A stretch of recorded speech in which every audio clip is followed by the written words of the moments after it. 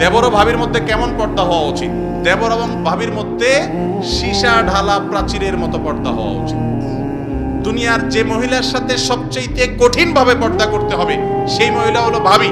যে মহিলার সাথে সেই পুরুষ হলো দেবর, তার সাথে পর্দা বেশি করতে হবে মেয়েদের জন্য।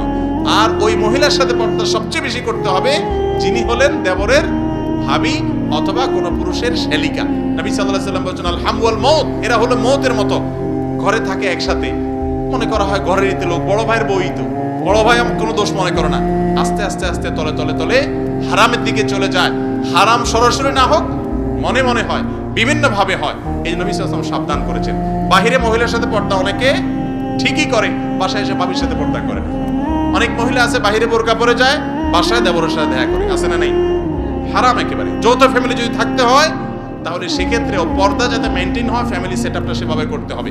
পুরুষরা ভিতরে গেলে যৌথ ফ্যামিলিতে ভাবি আছে, অন্যরা আছে, যাদের সাথে পর্দা করতে হবে, তাহলে গলা পরিষ্কার করে আসসালামু আলাইকুম বলে যাবেন, একটু সময় নিয়ে যাবেন যাতে তারা শুনে যেতে পারে। এগুলো একসময় আমাদের দেশে ছিল, কিন্তু এখন আমরা আস্তে আস্তে অভদ্র হয়ে যাচ্ছি, অসৌজন্য আচরণ আমরা করতেছি। সৌজন্যতা ছিল তখনকারটা, আমরা দেখতাম যে বাড়িতে যাওয়ার আগে সালাম দিয়ে গলা পরিষ্কার করে তারপরে যেত।